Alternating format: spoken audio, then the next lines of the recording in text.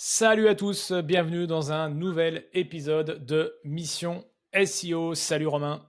Salut Seb.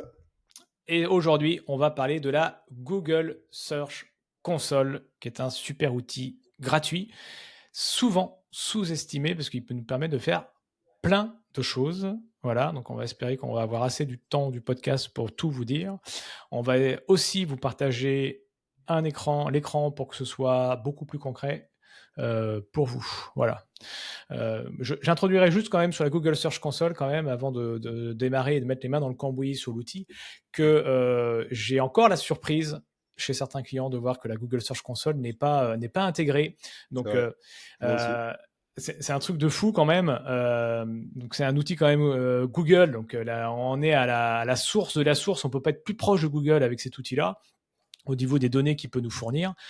Et donc, moi, je rencontre encore régulièrement des personnes qui ont des sites, des professionnels et des non professionnels, qui n'ont pas branché la Google Search Console. Donc, s'il vous plaît, s'il y a une chose déjà à retenir en amont de ce podcast, vérifiez que votre Google Search Console est bien uploadé, enfin est bien plugué à votre site, de façon à pouvoir faire tourner les données. Parce que si elle n'est pas branchée, de toute façon, vous n'avez pas de données. Et il n'y a pas de rétroactivité. Tant qu'elle n'est pas branchée, il ne va pas revenir sur l'historique, quoi.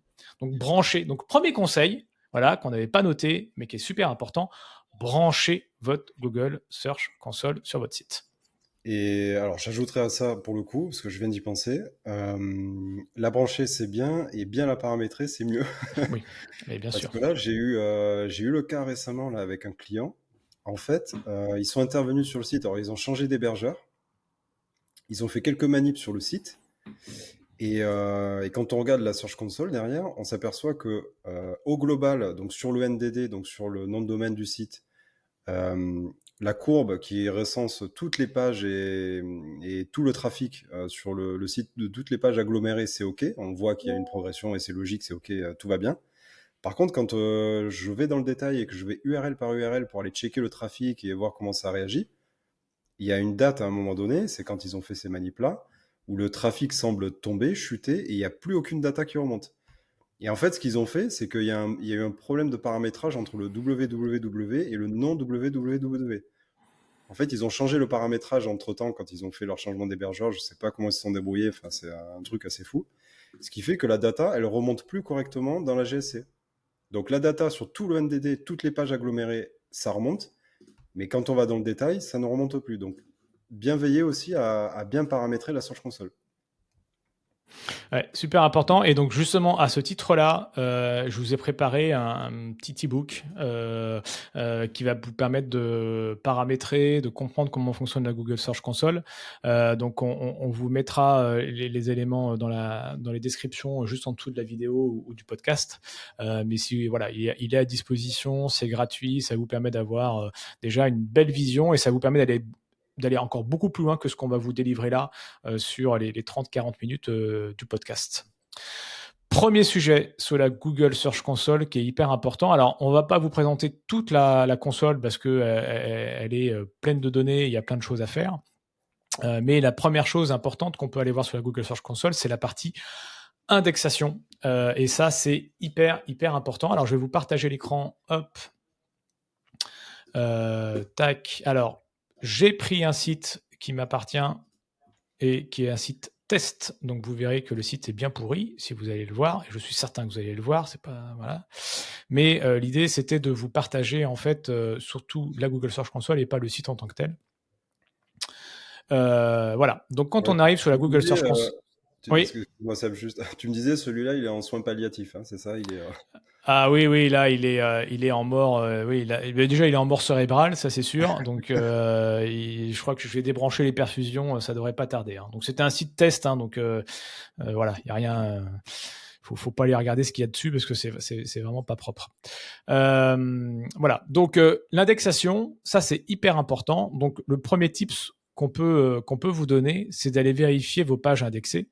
Et donc, en allant ici, hop là, à gauche, vous avez indexation page et vous voyez le nombre de pages indexées et le nombre de pages non indexées. Et le tips qu'on peut vous donner, c'est qu'ici, dans le menu, vous avez toutes les pages envoyées. Et ça, toutes les pages envoyées, c'est toutes les pages que vous avez envoyées via votre sitemap. Donc, Pour rappel, un sitemap, c'est un plan de site, c'est un petit fichier que vous avez mis à la racine de votre site qui vous permet d'envoyer à Google toutes les pages qui, entre guillemets, devraient être indexées, que vous souhaitez indexer. Et donc, normalement, vous le paramétrez également dans Google et Google vous permet de dire que sur ces pages-là, le nombre de pages indexées, le nombre de pages non indexées. Et ici, grosso modo, si je regarde sur le site, sur les 100, hop là, combien 97, 114 pages que j'ai envoyées en disant à Google, voilà les pages que je souhaite que tu indexes, j'en ai 17 qui ne sont pas indexées. Voilà, donc ça vous permet d'avoir en un seul coup d'œil, de voir si Google a bien indexé toutes les pages que vous souhaitiez qu'elle indexe. Je ne sais pas si tu l'utilises, ça, Romain, ou... Ouais, la Search Console et puis l'onglet indexation, ouais, il est super important. Bon, nous, on l'utilise au quotidien quand on fait des audits sur les sites, hein. Clairement, c'est un passage obligé, hein. Il y a pas photo. Super important, ben, ça permet de voir effectivement. Alors après, on a vu, hein, rapidement, il y a tout un tas de raisons qui font que certaines pages ne sont pas indexées. Donc ça, après, il faut aller voir dans le détail. Et c'est là que le travail d'analyse est important pour aller comprendre pourquoi les pages ne sont pas indexées. Parfois, c'est des problèmes techniques, parfois, c'est des problèmes de contenu. Voilà. Mais ce qui est bien, c'est que la GSC fait remonter toutes ces infos-là et elle permet déjà de pré-câbler, enfin de pré-flécher, entre guillemets, les problèmes. Et nous, ça nous permet ensuite d'aller travailler, d'aller identifier quel est vraiment le souci sur telle ou telle page. Donc, ouais, ouais, l'onglet d'indexation, ouais, c'est hyper pertinent. Bon, on s'excuse d'avance aussi, juste une petite aparté pour ceux qui nous écoutent, qui n'ont pas la vision. oui. Un épisode où voilà, on va vous partager, on va vous montrer pas mal. Donc, mais bon, même en écoutant, je pense que vous pouvez glaner des infos et c'est pas le souci. Ou peut-être avoir une GSC à côté, comme ça vous pouvez faire les manips et Ouais, ouais. t'as raison sur. Alors oui, t'as raison déjà de prévenir. Oui, alors on partagera un peu l'écran, hein, donc ça va pas être tout le podcast, Ouais. hein, comme ça. Donc voilà, mais bon, on aura quelques voilà. Donc n'hésitez pas à vous connecter sur YouTube pour aller voir retourner après avoir écouté l'épisode de podcast, à revenir sur YouTube pour voir les quelques écrans qu'on partage. Mais après, on va être aussi assez didactique, et dans ce que tu évoques là sur les soucis d'indexation qu'il peut y avoir, il y a notamment deux sur lesquels je voulais revenir, qui sont explorés actuellement non indexés et détectés mais actuellement non indexés. Et là, sur ce type de page, il faut clairement comprendre que Google a identifié la page, a été la voir, mais ne l'a pas indexée. Et si elle l'a pas indexée, si Google ne l'a pas indexée, ça veut dire qu'il y a des raisons. Et forcément qu'il ne va pas vous dire toutes les raisons, donc c'est à vous d'aller creuser. Mais grosso modo, vous pouvez relancer une indexation en redemandant à ce que Google revienne sur la page pour l'indexer. Mais si toutefois il ne l'indexe pas, il faut vous dire que la page, elle est pas bonne, hein, elle n'est pas qualitative, elle a un souci, donc il faut retravailler le contenu de votre page, quoi. Ouais, tout à fait, tout à fait. Avec donc il y a une petite nuance effectivement. Il y a deux cas, détecter ou explorer, ça dépend. Des fois, il l'explore, mais il la met un peu dans une voie de garage, c'est-à-dire qu'il sait pas encore quoi en faire concrètement. On va dire que c'est le niveau un petit peu au-dessus où elle est pas complètement à jeter, et il en veut pas du tout, il indexera Mm. jamais. Ça, c'est explorer non indexé, c'est-à-dire qu'il est passé sur la page, il a regardé ce que c'était, et là, il s'est dit non, en fait, non, ça, je vais pas l'indexer. Donc voilà, là, il y a un truc à faire. Le niveau un petit peu au-dessus, c'est ça, il est passé dessus, il a regardé ce que c'était, mais il sait pas encore quoi faire. Donc là, potentiellement, il n'y a pas d'action à faire. Peut-être qu'elle va être indexée un peu plus tard, ou peut-être que en faisant quelques actions, elle va pouvoir passer dans le précieux sésame, le statut indexé, voilà, qui permet d'apparaître après sur Google. Ouais, c'est ça, parce qu'il faut quand même rappeler que l'indexation, je pense qu'une grosse partie d'entre vous sait ce que c'est, mais l'indexation, c'est ce qui vous permet d'apparaître dans les résultats de recherche, hein. Donc ça veut dire que si vous n'êtes pas indexé, ça veut dire que la page est invisible dans les résultats de recherche de Google. Après, le fait d'être indexé ne veut pas dire non plus que vous allez avoir des clics, parce que si vous êtes indexé et que vous êtes à la 99e position, bon, vous êtes quasiment invisible, hein. Déjà qu'il faut se rappeler que 90% des clics sont sur la première page. Donc, Ouais. vous connaissez bien l'adage, hein. Si vous ne le connaissez pas, je vais vous l'apprendre. Mais si vous voulez cacher, non pas coucher, cacher un corps, vous le faites sur la deuxième page de Google, vous êtes certain qu'il ne sera pas retrouvé. Donc, voilà. Bon, Ça après, veut bien dire. ça veut Ouais, bien ça dire veut ce qu'il faut bien dire. Après, dire. techniquement, je ne sais pas comment on arrive à cacher un corps sur la deuxième page de Google. Ça, ce sera c'est autre chose. Mais Voilà, c'est donc ça, c'est la exactement ça. partie indexation. Ouais, indexation, super important. Voilà, vous aurez beau faire tout le meilleur contenu du monde, si de toute façon c'est pas indexé parce qu'il y a un problème technique, bon, ben voilà, il faut regarder ça, il faut checker assez régulièrement. L'outil est bien fait, l'onglet indexation dans la GSC, il est bien fait, donc ne pas hésiter à aller checker ça ouais, assez fréquemment. Il y a une autre partie, un autre onglet qui est juste incontournable, hein. Enfin, pour moi, c'est l'onglet performance, où là, vous allez pouvoir examiner la tendance du site, c'est-à-dire tous les clics, jour après jour, ou semaine après semaine, là, vous allez pouvoir filtrer par rapport aux dates, vous allez pouvoir filtrer par rapport aux URL, vous allez pouvoir filtrer par rapport aux requêtes, par rapport aux pays, si c'est pertinent, si vous êtes sur plusieurs pays, par rapport aux appareils aussi. Bon, là, c'est moins précis que GA4, par exemple, hein, qui est un autre outil qui permet de compléter les données, mais là, vous avez énormément de data que vous pouvez déjà exploiter intelligemment, correctement, côté SEO. Je pense notamment à l'identification de requêtes et de pages qui sont typiquement moi j'aime bien dire entre 4 et 20, entre 5 et 15. Bon voilà, après il y a des fourchettes qui varient, mais l'idée elle est là, c'est à peu près pareil.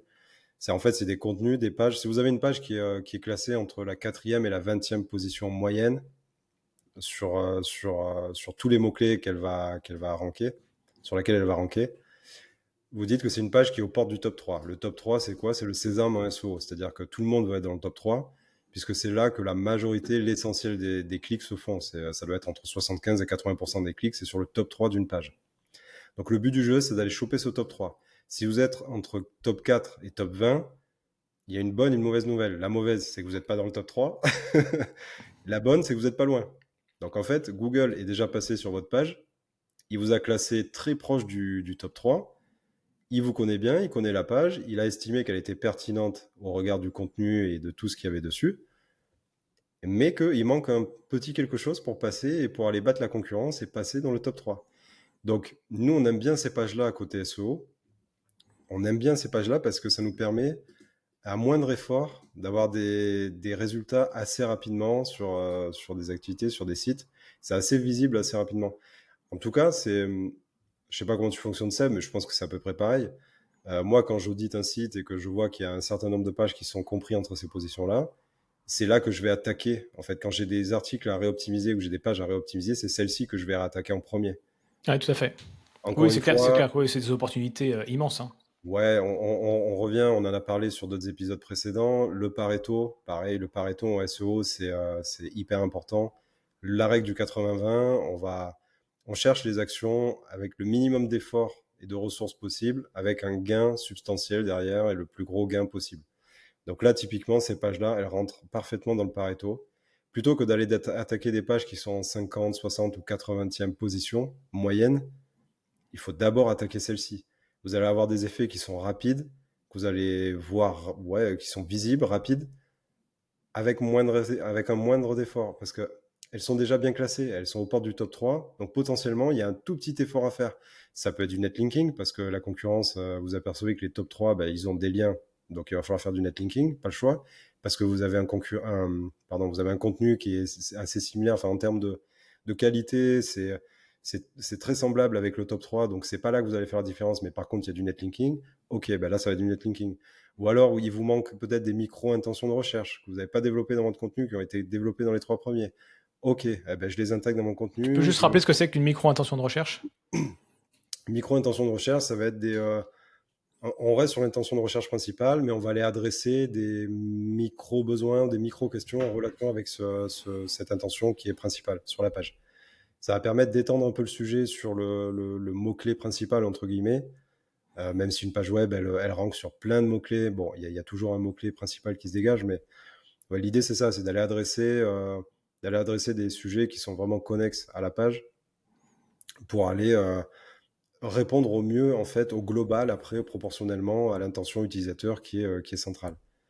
Donc voilà, donc je sais plus ce que je disais, mais en gros, en gros le Pareto, voilà, une bonne stratégie là qu'on vous donne, c'est ça, c'est d'aller entre 4 et 20, entre 5 et 15, enfin voilà, c'est les pages à aller travailler en priorité parce qu'elles vont vous donner potentiellement avec peu d'efforts un grand gain sur le business, sur l'activité que vous allez travailler. Ouais, et je compléterais ce que vous pouvez même aller enfin, alors ça, c'est une grande partie qui est vraiment sympa à travailler, d'aller travailler sur justement ces pages qui sont «aux portes» entre guillemets des premières positions. Parce que là, il y a pas enfin entre guillemets, il faut aller identifier après pour quelles raisons elles sont aux portes et qu'est-ce qu'il faut améliorer, comme tu disais, Romain. Donc là, ça ouvre encore plein de portes pour savoir comment les améliorer. Donc ça, c'est un autre sujet.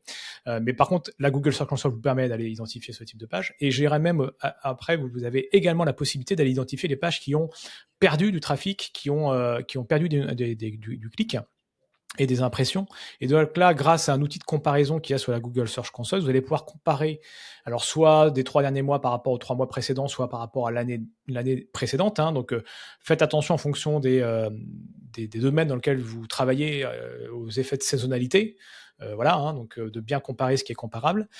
Et donc, d'aller comparer en fait vos pages et d'aller regarder celles qui ont perdu du trafic. Et donc, des fois, ça peut expliquer certaines baisses de trafic sur votre site parce que vous avez peut-être 3, 4 pages qui drainaient beaucoup de trafic et qui ont chuté en termes de clics et d'impressions.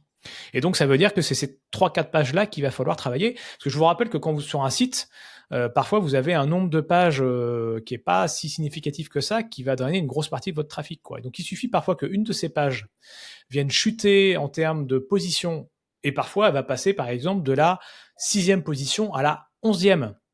Et là, c'est catastrophe parce que vous êtes sur la 2e page. Et donc là, vous allez pouvoir avoir une grosse chute de trafic. Et donc, là, grâce à la Google Search Console, vous allez pouvoir identifier en comparant vos pages sur une même période donnée, savoir le nombre de clics, quoi. Et donc, vous allez pouvoir voir le nombre de clics qui diminue ou le nombre d'impressions.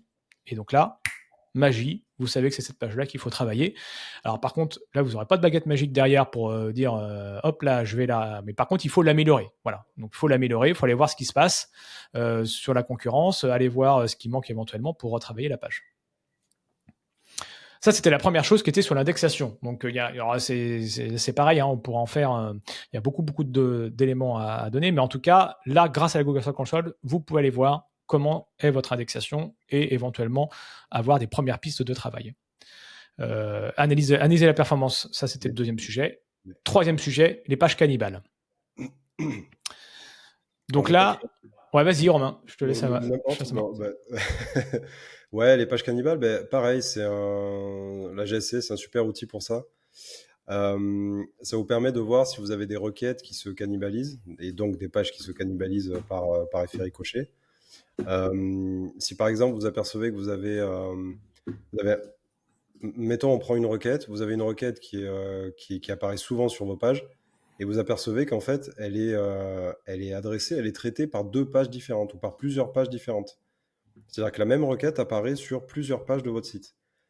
Là, c'est un gros warning, parce que ça veut dire que potentiellement, vous avez plusieurs pages de votre site qui traitent de la même requête, du même sujet, du même mot-clé, de la même intention de recherche. Et donc là, c'est ce qu'on appelle une cannibalisation. Donc c'est bien ce que ça veut dire. Donc c'est bien, on était sur le cadavre tout à l'heure en 2e page, là on est sur la cannibalisation. Décidément, on est d'accord, ok, c'est une thématique assez mortelle La semaine dernière, on pour était cet épisode. sur les cheveux, là on va être sur les cadavres et sur... Ok, d'accord, je prends. Et du coup, c'est Halloween arrive bientôt, donc je pense que c'est un peu... voilà.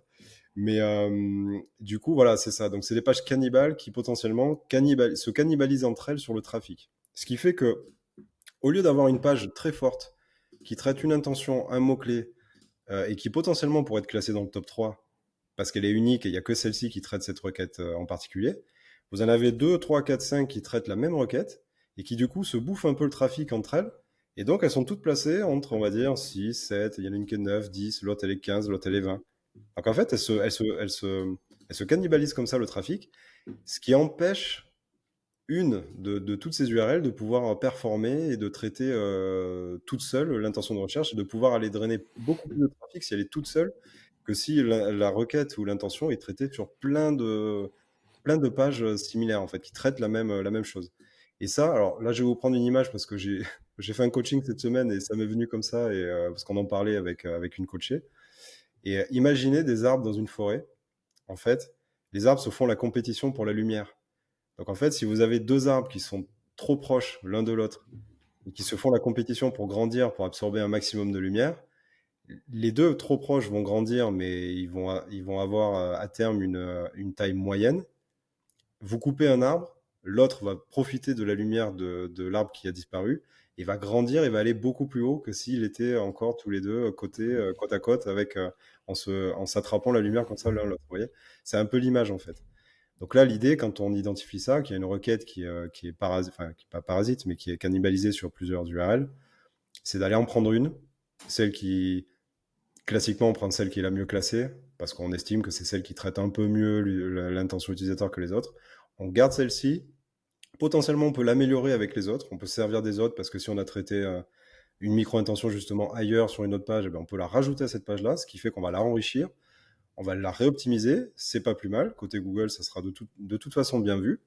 Et toutes les autres, on les supprime par contre. On les enlève, on les supprime. On les met en brouillon. Ensuite, on les supprime, on les redirige. Alors, on peut les rediriger s'il y avait déjà du trafic, effectivement, vers la nouvelle URL et on fait une canonique. Ça peut être fait aussi.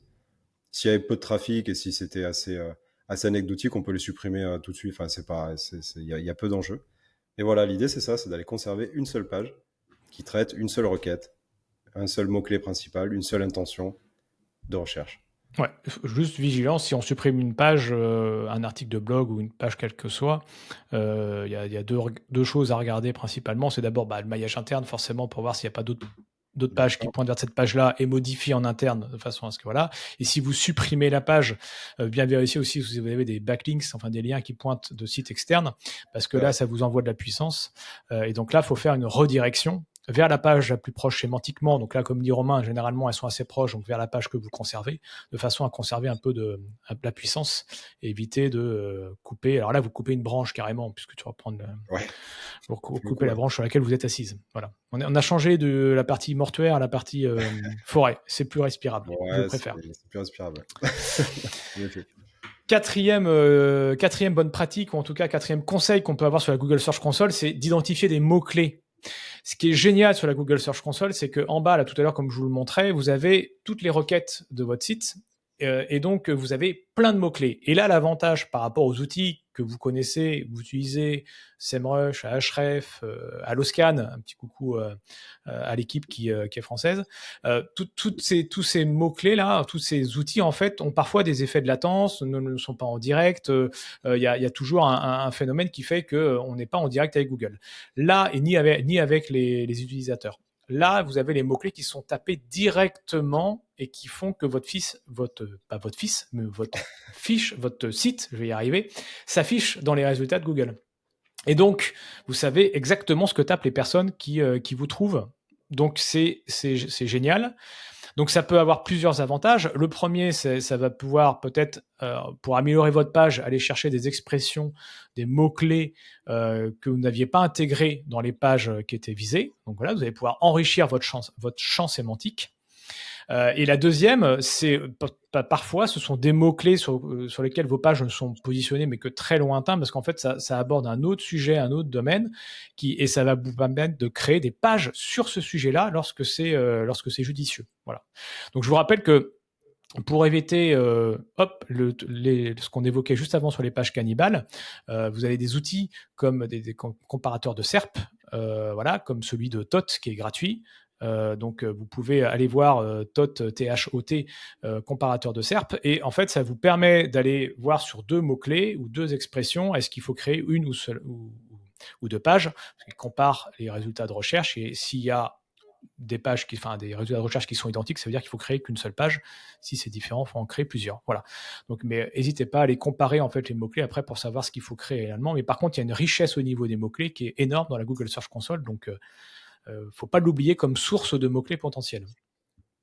Ouais, et puis c'est de la data que vous trouverez nulle part ailleurs, hein. Pour le coup, il n'y a Ouais. pas mieux que la GSC pour ça, pour aller identifier des nouveaux mots-clés.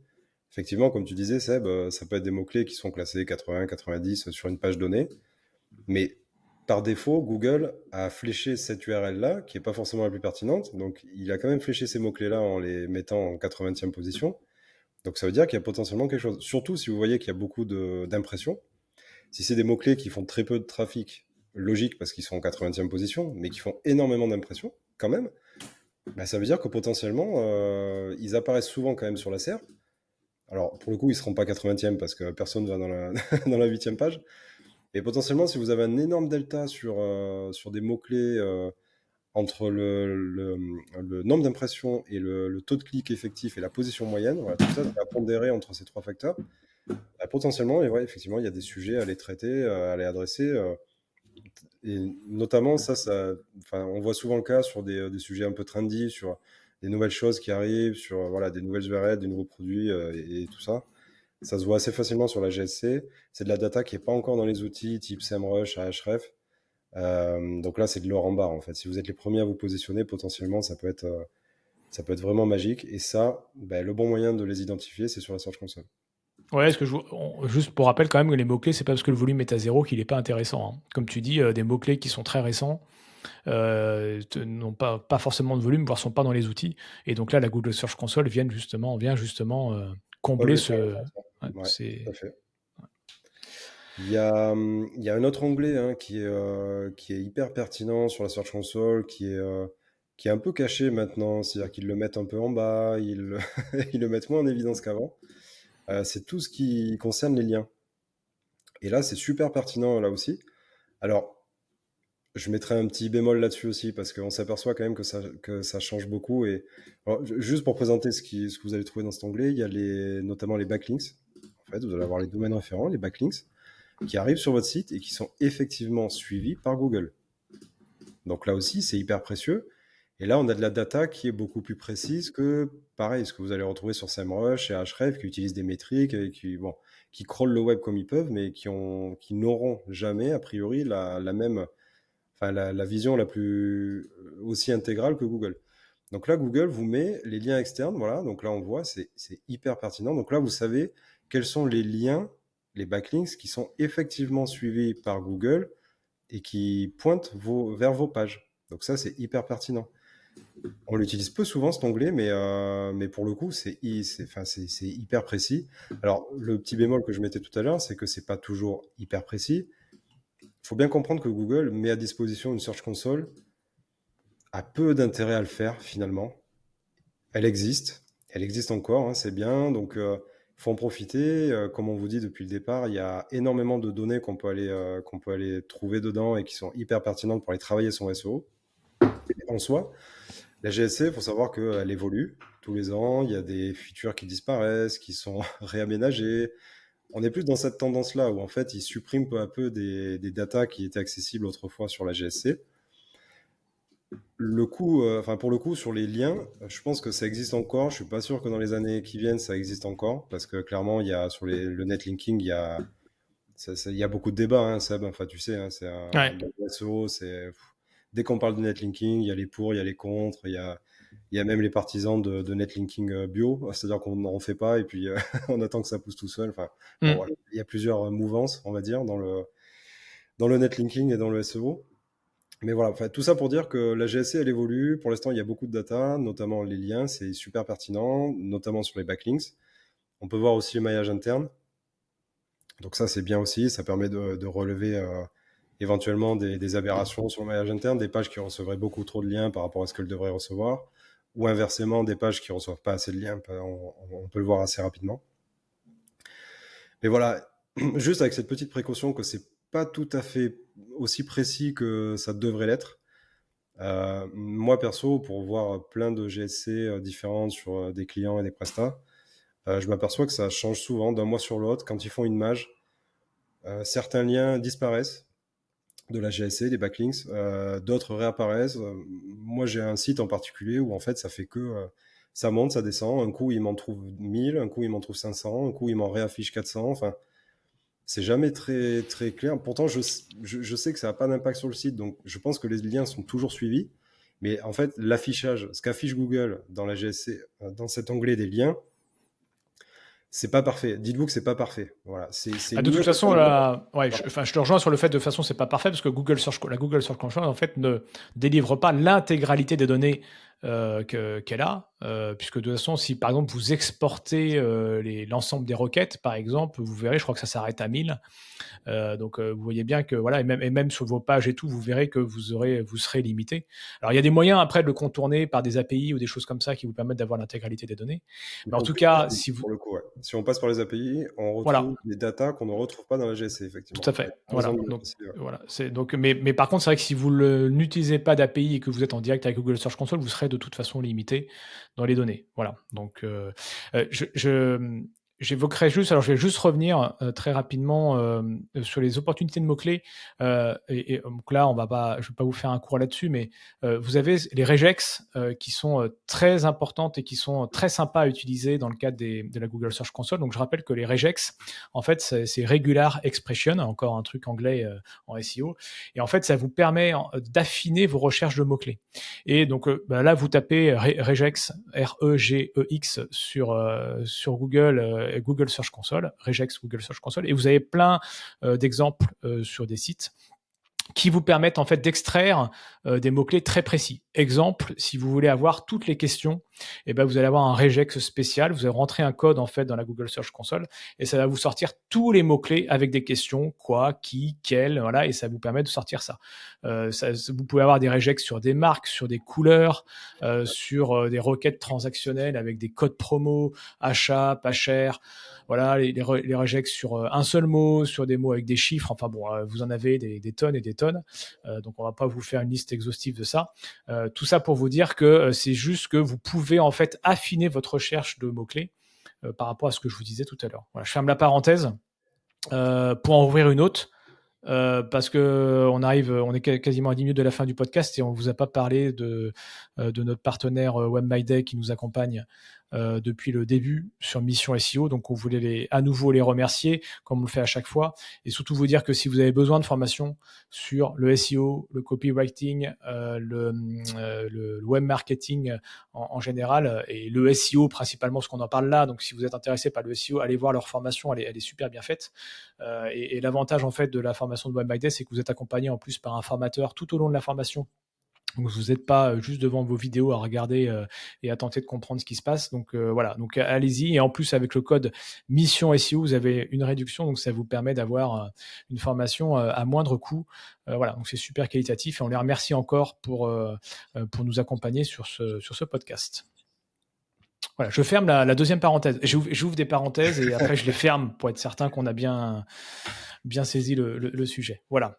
Donc regex, et donc on parlait des liens, et donc voilà. Moi j'utilise beaucoup moins les liens pour revenir sur ce que tu disais, Romain, sur la partie Google Search Console, parce que ça bouge beaucoup, mais ça bouge beaucoup aussi dans les outils. Donc voilà, c'est toujours très compliqué en fait de suivre les liens, parce qu'on s'aperçoit que quel que soit l'outil, que ce soit la Google Search Console, SEMrush, Ahref, en fait on a des données qui diffèrent énormément. Donc c'est un vaste sujet, donc on révoquera sûrement dans d'autres épisodes. Et enfin, le dernier sujet. Il y avait juste sur les liens le dernier petit point sur le fait d'identifier, de désavouer les liens toxiques. Oui. Là aussi, gros débat. Est-ce qu'il faut aller désavouer des liens toxiques? Moi, non. Moi non plus. Je fais pas. Ouais, je pars du principe que ça sert strictement à rien. Alors déjà, l'outil prévu à cet effet dans la Search Console, il est mal foutu. Enfin, c'est pas forcément bien. Puis j'ai cru comprendre qu'en plus, c'était pas forcément suivi par Google derrière. Donc, c'est-à-dire qu'on a beau renseigner un fichier de liens qu'on veut désavouer. Globalement, je dirais de façon assez provocante que Google s'en fout complet. On peut le faire. Je pense qu'il n'y a pas de pénalité à le faire, a priori. Mais là, pour moi, c'est gaspiller des efforts, du temps pour rien, parce qu'en fait, on s'aperçoit très vite en fait que, et notamment dans les backlinks qui sont effectivement suivis par Google, que Google sait très bien identifier des liens spammy, liens qui ont peu de qualité. Donc en fait, il les suit pas naturellement, ces liens-là. Donc en fait, aller les désavouer et lui dire tel lien, en fait, ils sont pas pertinents et ils me spamment un peu mon site. Pardon. Ouais, moi, ce que je dis là-dessus, et je te rejoins tout à fait, je pense qu'on a le même avis, c'est de se dire que de toute façon, les liens aujourd'hui qui sont spammy, enfin les liens de mauvaise qualité, en fait, vous avez deux solutions. Soit vous prenez du temps à les désavouer sans avoir de confirmation de l'impact que ça peut avoir. Donc, soit vous prenez du temps à aller chercher du lien de bonne qualité. Donc, moi, je prends la deuxième solution. Si vous avez du temps à passer sur du netlinking, et c'est un autre sujet, un autre débat, mais prenez-le pour aller chercher du lien de bonne qualité plutôt que d'aller désavouer des liens. Voilà, ça n'aura pas d'impact. Donc je suis du même avis que toi, Romain, sur le sujet. Et on va attaquer la dernière partie pour terminer ce podcast sur la partie expérience utilisateur. Vous avez une partie sur la Google Search Console qui vous permet d'avoir des données. Donc en fait, dans l'onglet expérience, hein, vous allez voir, c'est assez bien foutu quand même, parce que vous avez indexation expérience, c'est assez bien délimité sur le côté gauche du menu. Et en fait, vous avez l'expérience de la page, et vous allez avoir des données avec les fameux Core Web Vitals, je ne sais jamais comment on dit. Je sais jamais comment le dire ça non plus. Core Web Vitals, ouais. Core Web Vitals, voilà, comme ça fait. Voilà, donc en fait, avec toutes les données assez techniques en fait que surveille Google sur la vitesse du site notamment, entre autres, parce qu'il n'y a pas que ça. Mais voilà, donc vous avez les données en direct qui vous permettent de voir si vos pages sont assez rapides, si elles sont adaptées au mobile. Donc ça vous permet d'avoir à la source là aussi et de contrôler que votre site est bien perçu par Google et que tout est au vert. Voilà, vous pouvez aussi vérifier si vous êtes bien en HTTPS. Donc forcément que ce sont des données que vous pouvez avoir par d'autres outils, voilà, et donc c'est pas forcément indispensable. La Google Search Console n'est pas forcément indispensable pour ça. Par contre, l'avantage c'est que vous avez tout sous le même outil, donc autant en profiter. Ouais, exactement.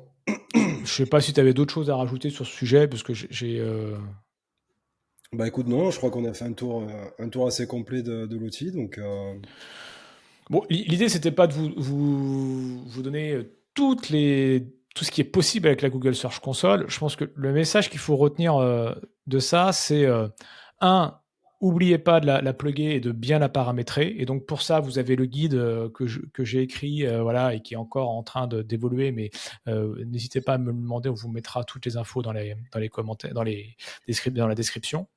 Et voilà, et allez voir ces points principaux que sont l'indexation, vérifier votre indexation, analyser les performances de votre site, voilà, les clics et tout ça, vérifier vos pages cannibales, identifier les opportunités de mots-clés.